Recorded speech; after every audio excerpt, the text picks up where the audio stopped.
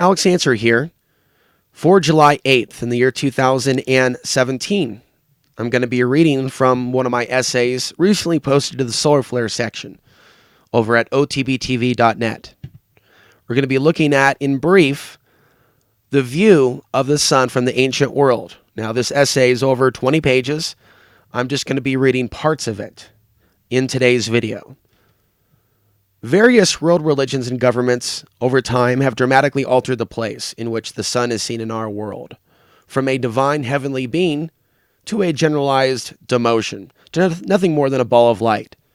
And today's official scientific views on the sun's lack of influence on temperature changes, that comes from a mainstream climate change mentality, where we have these authorities or rulers pushing their views of science in nearly a religious tone.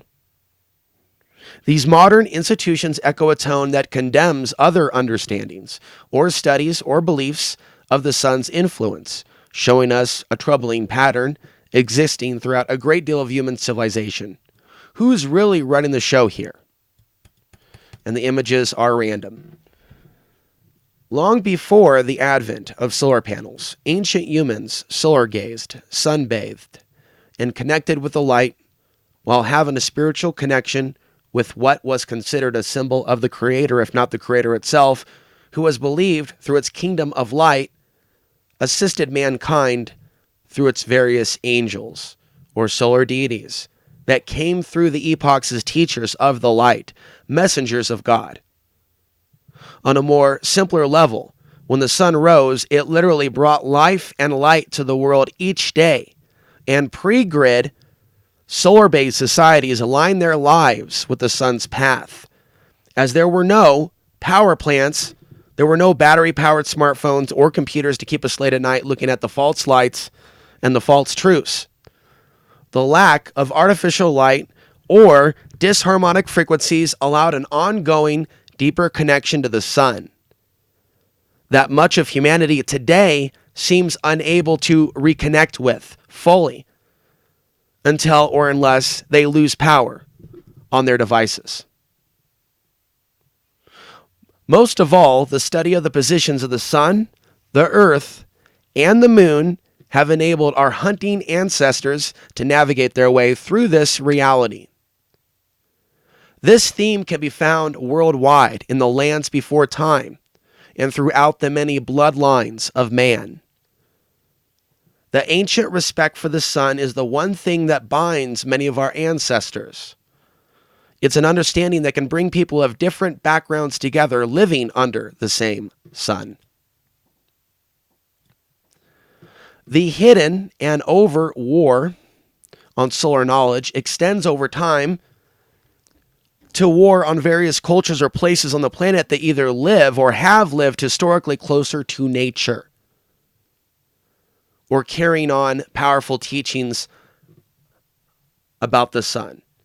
History shows a bloody trail of suppression of solar knowledge, continuing in some cases to this day within our own society in more subtle ways. The condemning spirit of Arianas seem to be channeling through various humans today, continuing a timeless legacy of accusations of heresy to anyone operating or teaching spiritual concepts outside of what their rulers have determined right for society. Some lands invaded today were lands previously invaded a very long time ago in attempts to suppress this knowledge of the sun, raising subtle questions about karma that comes to kingdoms that wage on solar societies. As the world and its people appear in wreckage today, we look at the spiritual teachings of the past in order to understand how to find our freedom and empower our soul today. After all, we have no choice but to search for the truth. When collectively society is lost in the new dark ages of top trending media hypnosis programs, as Idiocracy the movie appears more like a documentary or a warning from a seer of the ancient world time traveling to our present day. One book carefully details the history of solar studies and the price the researchers and spiritualists paid for with their lives, including the murders of the Cathars in 13th century Europe. The declaration of "kill them all, God will know his own" was declared as coexisting Christians and Cathars were killed together in a condemned city of light of old Europe. Gregory Sams details this period of early Christianity in his 2009 book, Son of God. He authored that work as Solar Cycle 24 woke back up, a pattern I am noting more in my own periods of increased solar studies and productivity. Also, the book Solar Revolution by the German author was also authored in 2009, published in 2012. This book compiles the book, Son of God, by Gregory Sams, compiles various solar mythologies. I read a section once on this channel.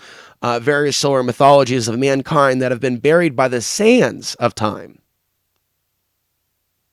Buried by the sands of time. That's what we're dealing with.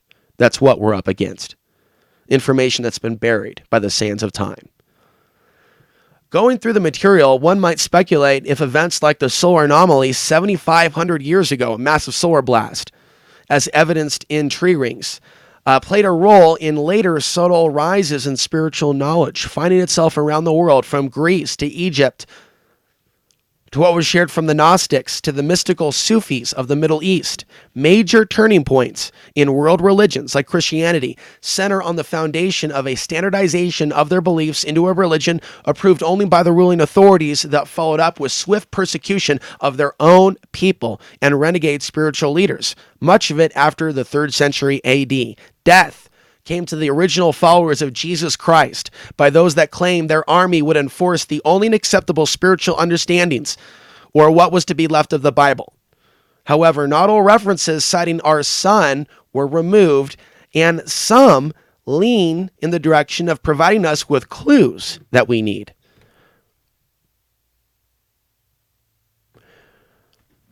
The following Bible quotes were compiled by author D.M. Murdoch from their ebook, and I'm just going to go over a few of these. And I'm not here to get into religious debates. I'm here to share information and clues that I find.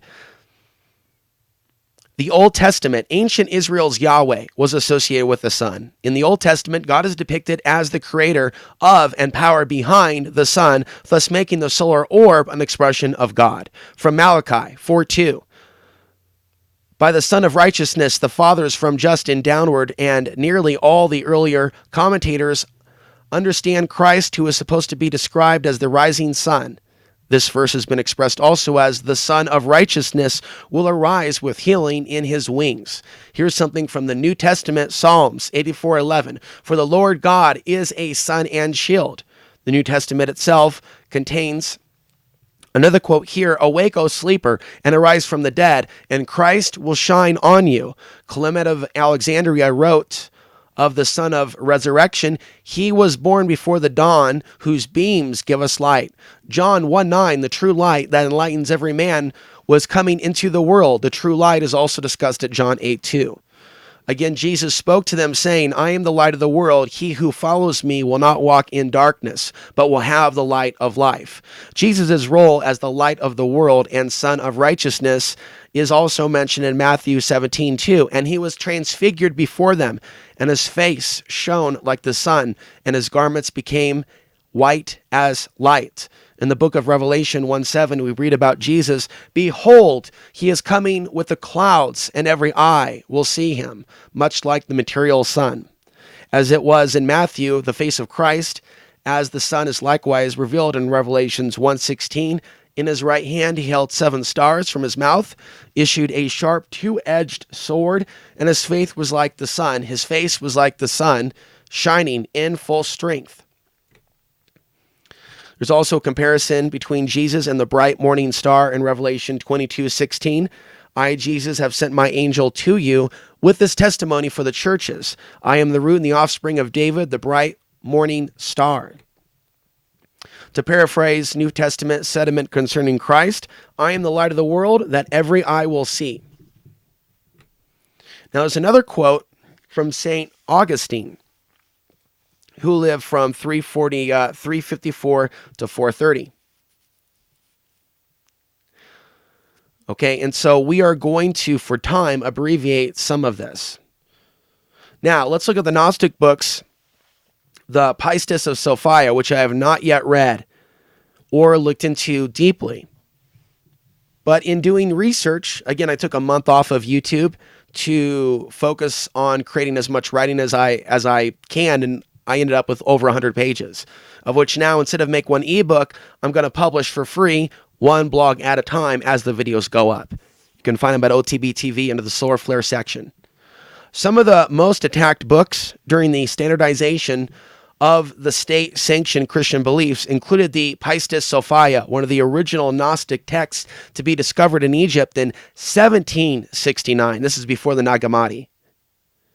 Its core spiritual message, unfortunately, remains mostly unknown to the world.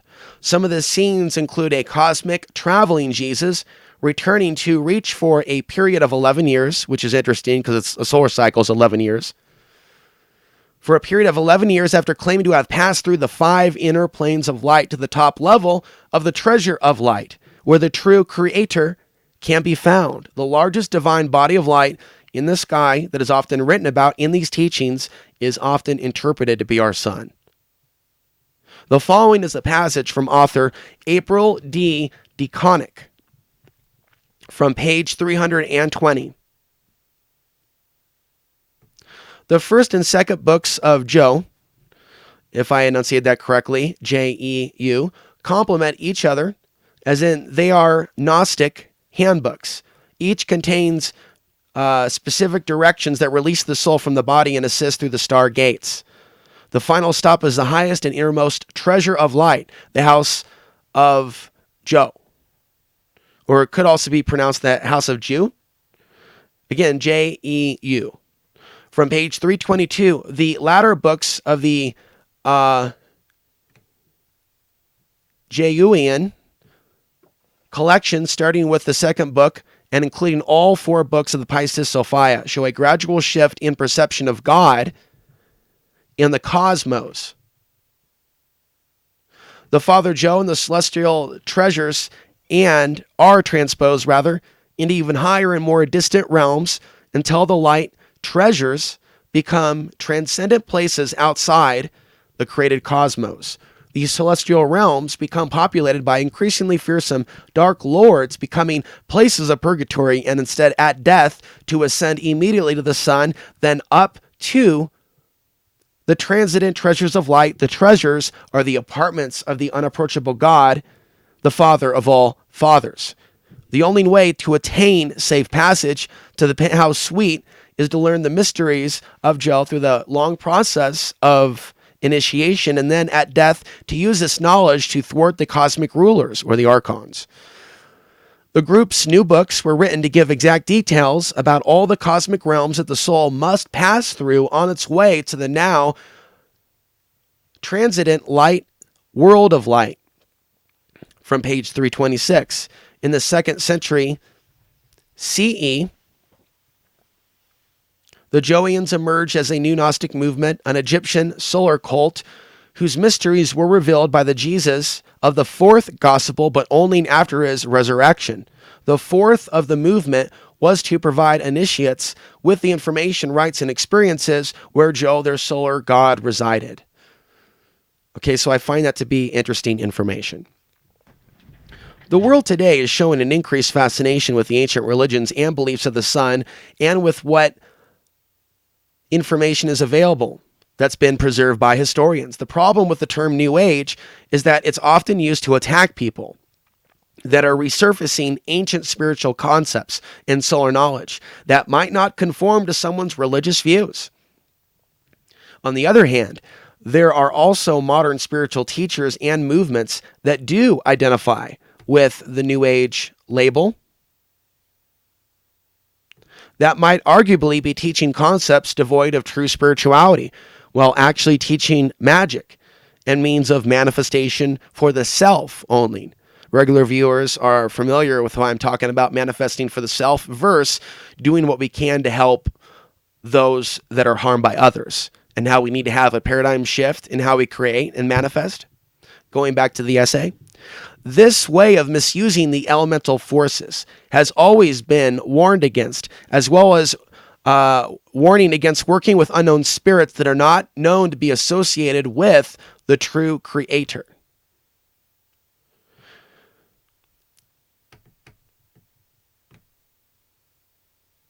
What we have is a new cycle, which always has been changes in new ideas, and sometimes the term New Age is simply used out of convenience to describe a time in which knowledge that previously was hidden or suppressed is now revealed. So it's been used as convenience for a lot of people. Unfortunately, mainstream society continues to confuse advanced intelligence or understandings with witchcraft or something alien or foreign. Let me break it down for you. If somebody figures out like a patterning of the sun, that's not witchcraft. That's developing an understanding of the patterning of the sun. And trying to help other people understand these patterns of the sun isn't magic or of the magi. It's teaching people to understand cause and effect. Now, what people do with that knowledge, that's where we're in the arena of whether it goes this direction or other. But it's always been about how can people protect themselves from harm as we move into this dangerous territory of the unknown future of the 2020s. I think that this is a time to have a spiritual experience. This is a time to have a come to God movement. And that's for you. That's not for you to have an issue with somebody else's beliefs. The come to God movement is an individual thing. Somebody else can have whatever views they want on our spirituality and God itself. That's on them. What it really comes down to is your own personal relationship with that which we call God, not what you think somebody else's is. The question is, what are you doing to be an asset of the Creator? Ultimately, that's way more important than going on witch hunts after others. Especially if somebody believes that they believe in God, then there's a way to express that. And expressing a true belief in God is not compatible with knocking down somebody else's progress forward, who is also attempting to be an asset to the Creator. And so right now here on Earth, a lot of people have learned some very bad habits by the humans that came before us. That's what I'm bringing awareness to. That other humans have led us in dangerous directions, and they don't represent God or the Creator, even if they say that they do. Ultimately, it's not about following certain religions or certain dominant human structures in order to have a spiritual experience with that which we choose to call God. On this platform, I'm here to let you know that you don't necessarily have to go through those organized religions in order to know God, or in order to be able to have a certain understanding of how we're affected by these cosmic changes. And so I say that while also acknowledging that there are people out there that misuse the elemental forces, and that I warn against that. So keep these things in mind as we approach solar cycle 25, because our planet is going to become more energized. And I'm going off the script for a moment, but I want this to be internalized for those that really want to have a spiritual experience. This is spiritual energy. This is ether. This is the ether. This is prana. This is chi. This is ki. We also feel it in the deep of the solar minimum. Okay? And we need to find a balance with this knowledge. Because I can tell you that I've been watching people warn about like a king of all solar flares for many, many years. But where do they bring in the consciousness side of looking at the solar activity? By looking at the trends of mankind. There's really only so many researchers and authors today that go down a specific line of research on the human behavioral response. And one of the things that I think that I'm encouraging by sharing this information with you and others is for people to rekindle their interest in the mysteries of the sun in our world. And there are times where I believe there's almost like a consciousness dark ages, where it becomes very unpopular to go outside the box. And there could be other manufactured psyops about the cosmos, the sun and the stars, that are by design put out there on the internet to send people in circles and confusion to a point where, no one really knows what's real anymore. And I'm here to tell you that we need to be able to go within to be able to find out some basic things. You need to know who you are. Do you know who you are? In a world of confusion, in a world of memory loss and technologies that toy with our memories, how do we continue to remember who we really are as we enter this high-tech age? Let's go back. Now, Colorado's Mesa Verde, I haven't yet gone on the tour, believe it or not. You do have to pay for it, but they do have a free day. And I want people to understand that there are places, right, on the planet where only recently did they make certain discoveries. New discoveries are being made all the time, such as the use of advanced geometry found at the Sun Temple at Mesa Verde. Okay, so that's a national park. It's owned by the feds. It was once home to the Hopi Indians before their mysterious disappearance in the periods after 900 AD, somewhere around after that, other locations. But it was a pretty quick disappearance. Colorado Public Radio, CPR, reported that the building of the Sun Temple used a measurement similar to what the ancient Greeks and Romans, some say even Egyptians, used when they built their temples. It should be noted that my perception of much of southern Colorado is that an ancient sun-worshipping civilization at some point may have called this region home, perhaps more than 11,000 years. My discovery of the article about Mesa Verde came after that perception. You know, some of the photographs from Bill Gorman have played a part in me going, there's some clues here. That Gregory, forget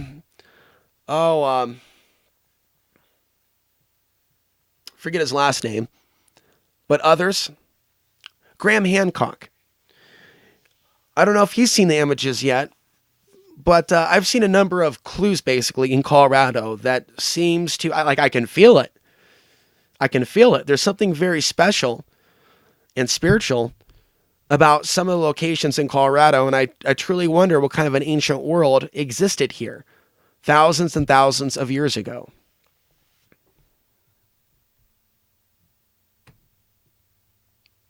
So if the world of modern science misses particular discoveries about the ancient peoples and what they knew about the sun, why then are they still viewed as absolute authorities of the solar influence over all things under the sun? Because that's the thing that we have to address. We live in this world where certain things are considered fringe when they're actually are ideas that were deeply entrenched, ingrained in the psychology of the ancient world. They're not so fringe. There's many cases today in which modern humans discount the spiritual understandings and ideas of the ancient people or those that they conquered a long time ago. We're not just talking about the Native Americans. But on that note, that's where we're going next with our discussion on how the ancients viewed the sun. Okay, so we're not covering everything, and I did cover Celtic mythology in a whole separate video. I don't know if anybody caught that one, but that was a few months ago. This time I'm covering some information that hasn't been covered before. For example, this is our next section. Native American medicine wheel begins with a east rising sun, or focusing on the sun rising in the east, sitting inside the medicine wheel. A single day, in this case, would be the smallest or the shortest of the solar cycles, and one in which this nation's first peoples were intimately tied to. Native American spirituality often uses a medicine wheel, which features stones placed in all four of the cardinal directions, with the center stone representing the soul. It also symbolizes the Father Sky, Mother Earth, and Spirit Tree, all of which symbolize dimensions of health and the cycles of life. The east stone is aligned with the rise of the sun, which is also represented by an eagle flying into the source of all life, returning to source itself. A blog by Loner Wolf details the deeper meaning behind the four directions and the roles of the rays, summations, the role it plays during various parts of the day. Reading now from his blog, we discovered that the seasons came and went in cycles, as did the sun cycles and moon phases. And we observed that even living beings like humans, trees, and animals worked in cycles of births, death, and rebirth. So we'll go from the east and continue south, west, north, defining each of these directions. The east represents the beginning, the ending, and the renewal. The east represents the moment of the sunrise, the blossoming of spring, the candle in the darkness. It is typically associated with the upper world of light, enlightenment, and returning back to our origin. The south direction, and for those extreme cliff notes, it's meditating, pointing in different directions at different points of the day.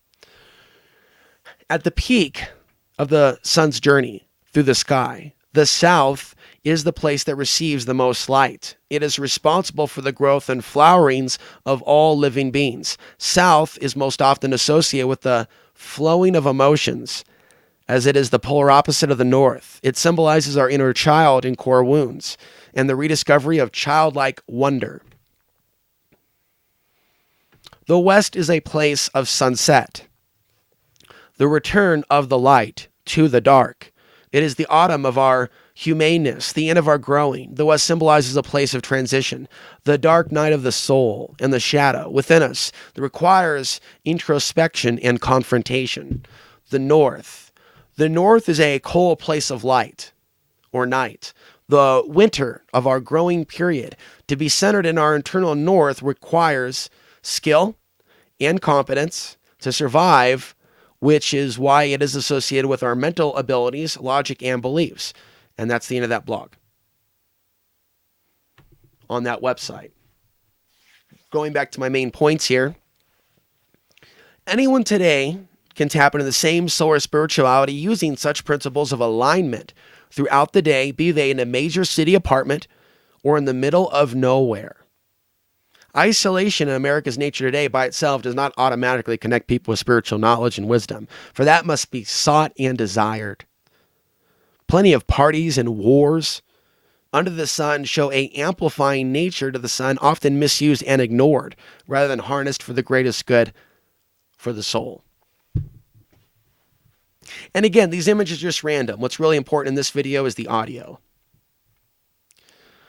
We're going to talk about ancient Egypt. Now, across the globe to ancient Egyptians, the sun god Ra was the most universally worshipped king of the gods and all-father of creation. He commanded a chariot that rode across the sky during the day, and according to a NASA article on ancient solar worship societies. Yeah, that's all according to NASA. The magnificent temple at Karnak celebrates Ra through its enormous pillars designed in harmony with the sun and stars over a span of nearly 2,000 years. The following comes from Britannica. In ancient Egypt, the sun god Ra, it's spelled R-E in this case, was the dominant figure among the high gods and retained this position from early in that civilization's history. In the myth relaying the voyage of the sun god over the heavenly ocean, the sun sets out as the young god Keper appears at noon in the zenith as the full-grown sun, Ra, and arrives in the evening at the western region in the shape of the old sun god Atum. When the pharaoh Akhenaten reformed Egyptian religion, he took up the cult of the ancient deity Ra under the name Aton, an older designation of the sun's disk. Akhenaten, under him, the sun's qualities as creator and nourisher of the earth and its inhabitants were glorified. The sun god occupied also a central position in both Sumerian and other older old world religions. But neither the Sumerian Utu nor the Semitic Shamash were included among the three highest gods of the pantheon. The sun was one of the most popular deities, however, among the Indo-European peoples and was a symbol of divine power to them. Okay, so when I came across the alleged teachings of Thoth, they instantly appeared familiar. So you heard me earlier read from the Pistis Sophia. That sounds a lot like elements of the Emerald Tablets of Thoth. I don't know how many other people made that connection, but the idea of ascending through the planets ruled by the archons, to be frank. And so there are Hermetic teachings that deal with this ascension through the planets by being at a certain level of frequency or true spiritual ascension, after the passing. And so I do see crossover themes here. And because we do talk about evolving beyond the matrix, this simulation, I find these specific references to be highly relevant to the core message of this channel over the years. You know, I'm just going to pause here. In the early days of OTBTV, I never got into any of the stuff specifically, but I wasn't living off the grid. I didn't have all this time on my hands living under the sun, rising with the sun each day, not going out to nightclubs, not going out to Thai food restaurants, not going out on dates, now just living off the grid, focusing all the time on research and trying to reach the world with this research and trying to help people understand. I'm not trying to change their thinking unless they view positive understandings as negative. But I'm not going to stop being who I am and going deeper down the rabbit hole. And so I find these conversations, these clues, to be very relevant to anyone that purports to want to evolve beyond this type of a reality. Now that desire is needed first for certain understandings to come through. If there are other belief systems that say this is the only reality that there is, you know, there are no heavens, there are no hells, there are no consequences, right? I'm not going to sit there and trying to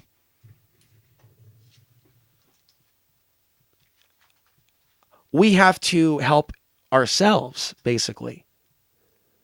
And discussing spiritual teachings that have been buried for years, helping those spiritual teachings resurface, that's the best way to help ourselves. Not serve our own ego and feel like we're converting people to certain religions, but rather putting out information freely to the people that can be easily applied to help oneself. So that's how I view this content.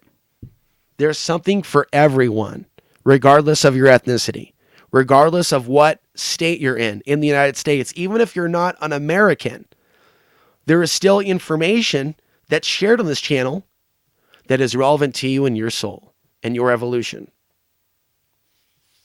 So yeah, Bill Gorman, BILLGORMAN, lookinhere.com is his website.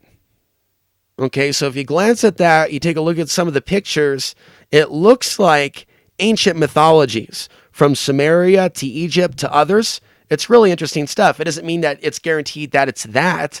There could be maybe some other explanation. He believes the Clovis Indians that love the mammoths, they love them mammoths.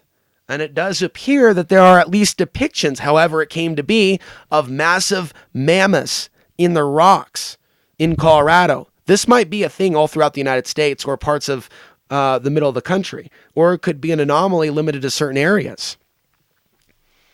The San Luis Valley has its own anomalies. We look at Denver and we see the praying hands. We look at other places in the United States, other canyons, other places in New Mexico, and we see things that look, they're comparable to alien planets. Not that technically we really know what alien planets look like, right? But like looking at the shape of the rocks and the layout in Chaco Canyon, there's still some places that I have yet to, I'm looking for a good tour guide for New Mexico and Colorado. Okay, so let's move on. There is a website, .net. I've got it linked up in the blog. But there's a description on this website of Thoth in relation to Ra, the sun god. When Ra retired from the earth, he appointed Thoth and told him of his desire to create a light soul in the Duat and in the land of the caves. And it was over this region that the sun god appointed Thoth to rule, ordering him to keep a register of those who were there. Thoth became the representation of Ra in the afterlife, seen at the judgment of the dead in the halls of the double Maat. M-A-A-T. The magical powers of Thoth were so great that the Egyptians had tales of a book of Thoth, which would allow a person to read the sacred book to become the most powerful magician in the world. The book, which the god of wisdom wrote with his own hand, was, though, a deadly book that brought nothing but pain and tragedy to all those who read it, despite finding out about the secrets of the gods themselves and all that is hidden in the stars. Alrighty. Now, on a personal note, unless I really feel confident in something, I stay away from reading certain scriptures, right? So I was planning to read the book of Thoth, for example, on my channel. And for some reason, I'm going to leave that to others. I'm actually going to proceed forward with studying various things with a little bit of caution. Ultimately, thy will, not mine, be done. That would be the ultimate creator of all that is. So I don't spend a lot of time with certain types of literature that are incredibly speculative. And sometimes there's risk involved, right? In participating maybe in certain types of chants. And so use caution when you're on YouTube and you're coming across various studies, right? Just because it might seem to be the thing to do and it might seem to be the popular thing to read, the thing that the cool kids are into, doesn't mean that it should be done. And so in my private time, what I keep off the air, there's a growing body of speculations, maybe like a mini book within a book, as to how maybe, potentially, I'm totally speculating, folks, some people may hope that by dropping the name of certain types of deities from the ancient world, that they will receive some type of luck. And it could be true. But the question is, are there strings with that? Because that's just Alex Ansary. Whether we're talking about humans or non-human entities, anytime there's a punishment reward system, is there a hook to that? Is there a catch to that? What is it that we're not being told about the punishment reward system in the human world when it comes to being punished from receiving monetary goods and wealth? And when it comes to what we would call punishment, living in poverty, because we're not going down certain roads, we're keeping it real.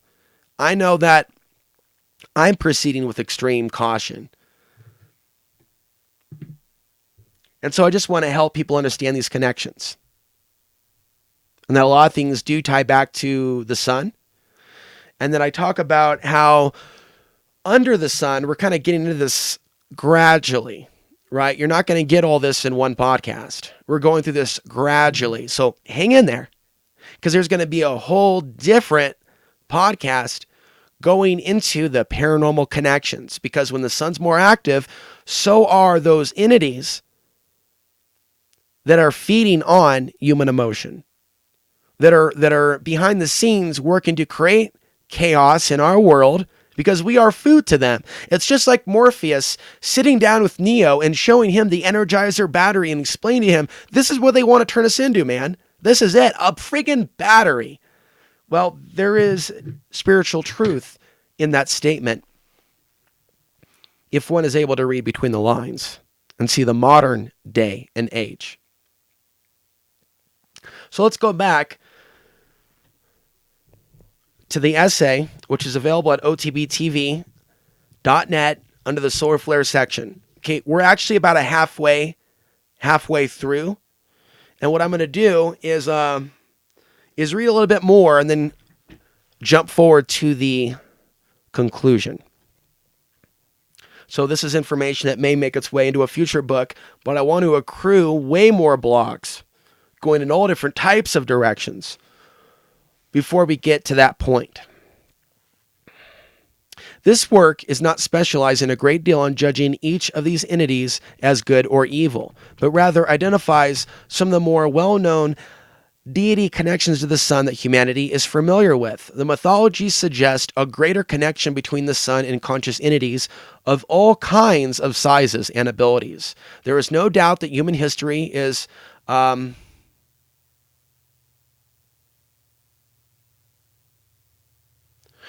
There's no doubt that human history is probably full of stories of solar, lunar, and or other deities that may have misled mankind.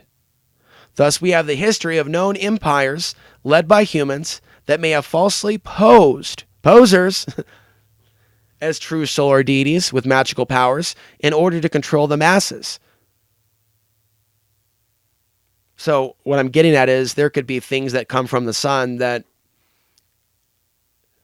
are deceptive, or there could be things that come from the sun, solar deities, that want to push their own agenda. And so I'm open up the world a possibility that there are solar deities. I do believe that. And I am not placing them all on the side of the Creator.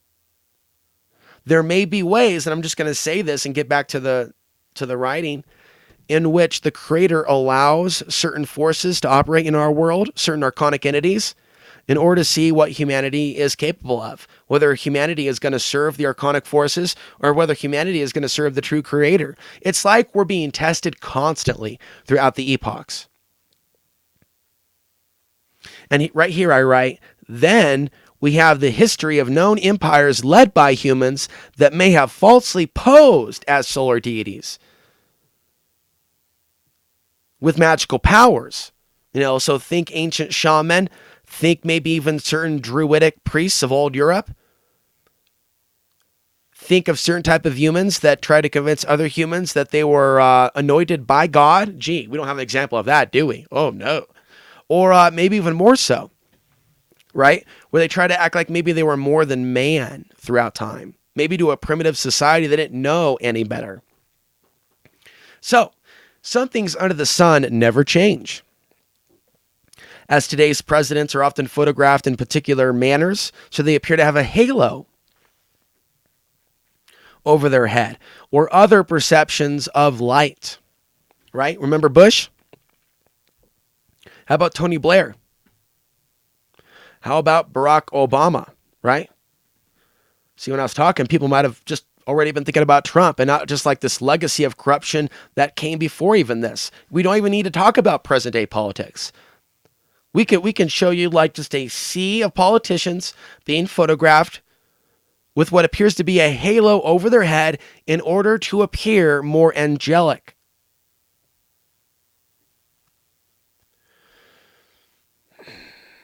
Modern solar deity fascination currently is being expressed through the Marvel Comics movie line with Avengers Endgame, also Captain Marvel, Guardians of the Galaxy. It's a special effects blockbuster superhero flick capitalizing on solar hero deity mythos ingrained probably within our DNA. I mean, I liked the production of Guardians of the Galaxy. I love old school music, but just because my body will go, wow, that's cool. Also, oh, wow, they put a lot of money into this. They're really working to cash in on that collective interest in the solar hero. So I'm not necessarily knocking it. It's that, why do we give it to Hollywood? If the power of our imagination has the solar deity mythos within it, and they're going to play on it, is going down to the movie theater the highest expression of tapping into that which is within? What do you think? Let me know down below. Is there another way that we should align our interests other than giving Hollywood our imagination? So I personally don't spend precious time on movies that I suspect are attempting to play on my imagination when I rather connect with the true angels or solar deities of the Creator Sun God itself. I don't remove God from the picture. Others have chosen to. I wasn't forced to believe anything religiously. In fact, I bucked even my mom's spiritual views. So when I rose out of my own dark ages of the late 90s and 2000s, ever since then, I've been coming to my own truth, and I'm realizing that these are not just my ideas. The ancients figured some of this stuff out. And so there is little to no reason for people that believe differently to be bullied by the mass consensus reality consciousness of today. People will leave my work in this period in which I'm discussing the sun, and new people will find my work, for we are in a new cycle. And I'm not going to be the same Alex Ansary, whining about some of the things in this world that I can't change. Some of the things that we can change, we can educate ourselves regarding ancient spiritual teachings, the way that things really work. We can empower ourselves. We can empower our souls. And so, as Maurice Cotterell talks to the coast-to-coast audience about increasing soul voltage through good deeds, I echo some of the spiritual understandings of people like him and others. Let's talk about East India. Like Native American teachings of our sun, Eastern Indian teachings also had specific spiritual understandings of our sun. And they are known for influencing many other systems, including martial arts. According to Britannica's section on India, Surya, Surya, if you're wondering where Sriracha got its name from, again, you would find like a word for God, basically. One of the head gods in Hinduism, right? Turning into an actual thing that people put on their rice. Not everybody was going to know that. Surya in Hinduism, both the sun and the sun god, described also as an all-seeing god who observes both good and evil deeds. He expels not only the darkness, but also evil dreams and diseases. Although in the Vedic period, 1500 to 5th century BCE, several other deities also possessed solar characteristics. Most of these were merged into a single god in later Hinduism. Surya was once ranked along with Vishnu, Shiva, Shakti, and Ganesha, and many temples dedicated to him are found throughout India. Those 5 deities are worshipped by a group of Brahmins, priests, the Smartas, but only a small group of the Sara sect worship Surya as the supreme deity. So in short, there's different sects of Hinduism that have different views on who the supreme deity is, but they're all linked together. They're all interconnected. These various deities are interconnected. So, you have birth, you have death, you have maintenance. So you have this balance between Brahma, Shiva, and Vishnu. Surya is commonly represented by a chariot drawn by 7 horses. Okay, his head surrounded by rays. So what I just said earlier about the presidents and them photographing in certain ways to have rays around their head, so they're borrowing then from Hinduism. There are so many things from the ancient world. Look at how many yoga studios are in the United States. A lot of things came from other places. And that's beautiful when people carry forward spiritual traditions. But people need to acknowledge that as well. That's what's taking place. That these are not New Age things. New Age is just a loose term in reality for defining a new period in time in which spiritual teachings are resurfacing that were previously buried. We've also come out of a period in which, if you look at the history of this nation, they wanted to get away from religious persecution and other things. Yes, there's conspiracies that go to the beginning, but were there things that the founding fathers were into that were interesting, that were a part of a resonance rather? So we hear about these arts, a renaissance of the arts, a renaissance of expression, and all those things, not to be confused with the Schumann resonance, which may be heightened at this time after the eclipse. So we need to see that type of a shift within our own society, and we may be on the cusp of it as we go from solar cycle 24 to solar cycle 25, right? We're going to see wars. We're going to see conflicts. We're also going to see a deep interest in spiritual ideas, what the ancients believed about the sun, because it's becoming relevant in the hearts and minds of men and women, not only around this nation, but around this world, and perhaps even beyond.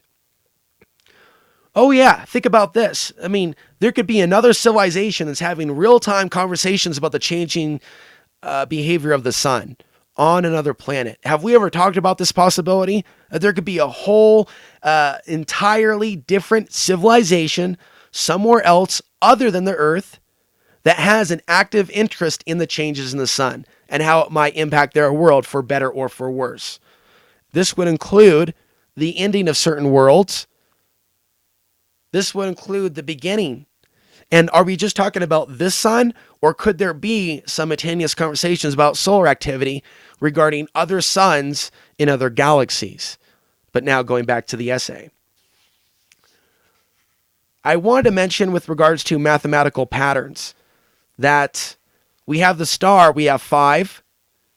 We have the 5 solar deities regarding Hinduism. We have the 5 key inner realms of light in the Gnostic literature. And so, I tend to see kind of patterns with that. We have 13 petals, for example, on a sunflower. And there's also the 13 levels in esoteric terms that deals with moving up the ascension from this world to something higher. When it comes to 13, it's not limited to Friday the 13th and the Masonic reference. There are other references to 13. Now, here's another very interesting new detail that you may not have heard about this. I didn't hear about this until I started looking in this direction.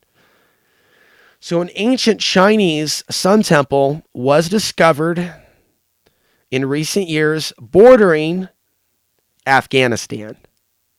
Kind of interesting, don't you think?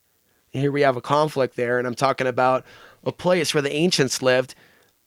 They have discovered an ancient sun-worshipping tomb from 2,500 years ago.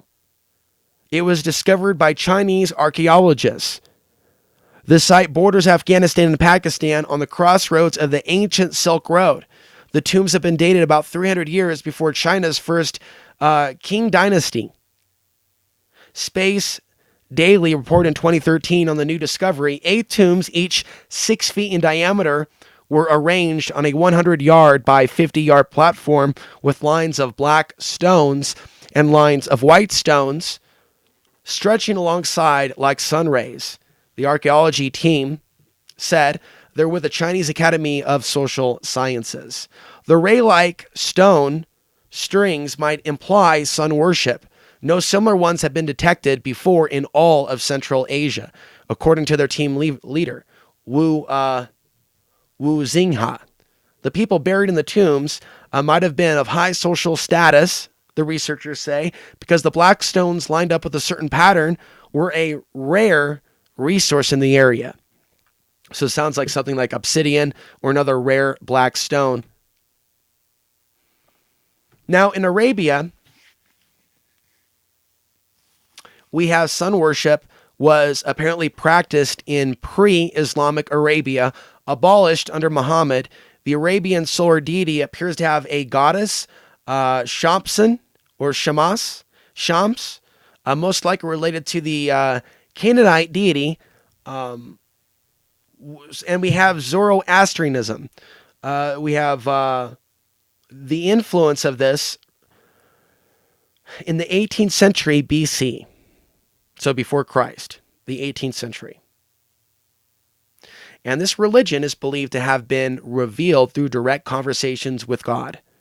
Alexander the Great's invasion of the 4th century destroyed much of the history when their libraries and priests were killed. The creator god of Zoroastrians is Ahura Mazda, god of light and wisdom. Zoroastrian belief taught that God's divine qualities are manifested in the universe and our living world. And so this is a very interesting thing to see about ancient Middle Eastern history that many people have never been taught. I don't recall anyone in my family, any side of the family, any emails about it, any time throughout my life do I recall people going, "Hey Alex, have you looked into Zoroastrianism? It's some really interesting stuff." I, again, stumbled upon this clue as well. I think that it would be great in the coming years if other people were to get involved in this type of research for there to be round tables. Just like there are round tables now where people are having conversations, I want to be at a table where there's a number of researchers in a live stream sharing their knowledge in a cooperative mindset. Not in a state of competition over who has all the solar knowledge. Rather, how does the various elements of the solar knowledge come together? Sufi Islam, people may not know about Sufis, like Gnostic Christians, are mystical variants of their mainstream counterparts. So there is a connection between Sufism and the sun. The solar connection is made in the moving meditation activity known as Sufi whirling, which is still practiced by the Sufi dervishes of the of a particular order and other orders, it is a customary meditative practice performed within the sema, or worship ceremony, through which the dervishes aim to reach the source of all protection, or karmal.